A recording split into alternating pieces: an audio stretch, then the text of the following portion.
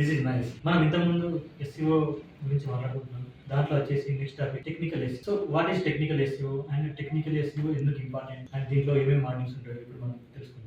What is technical SCO. Technical SCO అంటే ఏంటిదంటే కంప్లీట్గా website back end and architecture related things అండి. దీన్ని మనం టెక్నికల్ ఎస్సీఓగా వాడుకుంటాం. సో ఇది ఏం చేస్తుంది అంటే టెక్నికల్ ఎస్సీఓ అనేది వచ్చేసి ఈ website related back end and architecture related దీన్ని మనం అంటే ఆ విధంగా మనం వర్క్ చేస్తే మనకు సర్చ్ ఇంజిన్లో విజిబిలిటీ ర్యాంకింగ్ పర్పస్కి టెక్నికల్ ఎస్సీఓ అనేది హెల్ప్ అవుతుంది. అండ్ నెక్స్ట్ వచ్చేసి ఇలా రెండు మెయిన్ థింగ్స్ అండి. ఏంటి రెండు థింగ్స్ ఇంపార్టెంట్ అండి technical SEO, indexing, crawling. So వీటి గురించి కూడా మనం ముందు చర్చిస్తాం.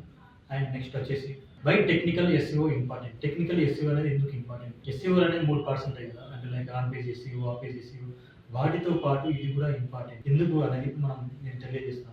క్రౌలింగ్, ఇండెక్సింగ్ అని రెండు చెప్పాను కదా. ఇప్పుడు క్రౌలింగ్, ఇండెక్సింగ్ సైట్ పేజెస్ ని ఇదేం చేస్తుంది, ఇంప్రూవింగ్ విజిబిలిటీ గూగుల్లో మనకి ఇది ర్యాంకింగ్ లో ఇంప్రూవింగ్ చేస్తుంది. సో ఇవి రెండింటితోటి రెండు మెయిన్ థింగ్స్. ఇది మనకు వెబ్సైట్ కి చాలా హెల్ప్ అవుతుంది. ఓకే. సో ఇంకోటి ఏంటంటే టెక్నికల్ ఎస్సీఓ ఎందుకు అని మాట్లాడుతున్నాం కదా. ఇది ఎందుకంటే మెయిన్ వచ్చేసి ఒకటి వెబ్సైట్ స్పీడ్ ఉంటుంది, మొబైల్ రెస్పాన్సివ్నెస్ ఉంటుంది, హయ్యర్ ఎంగేజ్మెంట్ అండ్ నెక్స్ట్ వచ్చేసి లో బౌన్స్ రేట్. సో మొబైల్ మనకు వెబ్సైట్ స్పీడ్ ఉంటుంది, మొబైల్ రిప్రజెంటేటివ్ ఉంటుంది అండ్ లో బౌన్స్ రేట్ ఉంటుంది అండ్ నెక్స్ట్ వచ్చేసి హయ్యర్ ఎంగేజ్మెంట్ ఉంటుంది.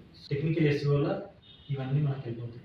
అందుకే టెక్నికల్ ఎస్సీఓ అనేది చాలా ఇంపార్టెంట్. సో దీంట్లో వచ్చేసి మాడ్యూల్స్ ఏమేమి ఉంటాయి, లైక్ దీంట్లో వచ్చేసి ఏముంటాయంటే సెక్యూరిటీ ఉంటుంది, వెబ్సైట్ స్పీడ్ ఉంటుంది అండ్ మొబైల్ ఫ్రెండ్లీనెస్ ఉంటుంది అండ్ క్రాలింగ్ ఉంటుంది, ఇండెక్సింగ్ ఉంటుంది అండ్ XML సైట్ మ్యాప్ ఉంటుంది, స్ట్రక్చర్ డేటా ఉంటుంది, ఇండెక్సింగ్ ఉంటుంది. అండ్ ఇప్పుడు మనం ఒక్కొక్క దాని గురించి చిన్నగా మాట్లాడేసుకుందాం. మీకు షార్ట్కట్లో నేను చెప్పేస్తాను. పెద్దగా మాట్లాడాలంటే మనం హెవీగా అయిపోతుంది ఎంత. సో షార్ట్కట్లో నేను చెప్పేస్తాను. సెక్యూరిటీ అనుకున్నాం కదా. సెక్యూరిటీ ఇదేం చేస్తానంటే మనకు protect from website like from threats, hackers. Security అది మనకి ఇలా యూజ్ అవుతుంది వెబ్సైట్కి. అండ్ నెక్స్ట్ వెబ్సైట్ స్పీడ్ అనేది మనకు టెక్నికల్గా లైక్ అంటే user interface like mobile use చేసినప్పుడు కానీ స్పీడ్ అవ్వడం, వెబ్ పేజ్ ఫాస్ట్ ఓపెన్ అవ్వడం అండ్ ర్యాంకింగ్ కూడా హెల్ప్ అవుతుంది మనకు వెబ్సైట్ స్పీడ్ ఉంటుంది. ఓకే. అండ్ మనకి ఇంకోటి ఉంటుంది, వెబ్సైట్ స్పీడ్ వల్ల కన్వర్షన్ రేట్ అవుతుంది, యూజర్ ఎక్స్పీరియన్స్ కూడా బాగుంటుంది అండ్ ర్యాంకింగ్లో కూడా చాలా హెల్ప్ అవుతుంది. అండ్ నెక్స్ట్ వచ్చేసి మొబైల్ ఫ్రెండ్లీనెస్ అనేది ఎందుకు ఇంపార్టెంట్ అంటే ఈజీగా యూజర్ ఇట్లా వచ్చి మొబైల్ ఆపరేట్ చేసినప్పుడు ఈజీగా రీడింగ్ చేయడానికి అండ్ నేవిగేషన్ ఆపరేట్ చేయడానికి మొబైల్ ఫ్రెండ్లీనెస్ అనేది ఇంపార్టెంట్. ఓకే.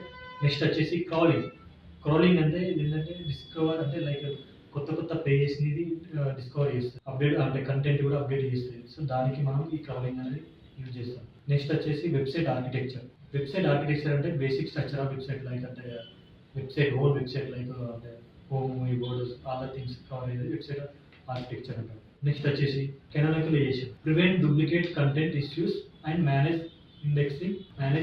నెక్స్ట్ వచ్చేసి XML సైట్ మ్యాప్. నెక్స్ట్ మనం ఇప్పుడు అనుకున్నాం కదా XML సైట్ మ్యాప్ ఏంటంటే ఇది కంటెంట్ని మనకు ఇండెక్సింగ్ అండ్ క్రాలింగ్లో హెల్ప్ అవుతుంది. ఓకే. నెక్స్ట్ వచ్చేసి ఇండెక్సింగ్ అంటే ఏంటంటే storing the web page and website all the things. దీనికి మనం ఇండెక్సింగ్ యూజ్ చేస్తాం. That's it. Thank you.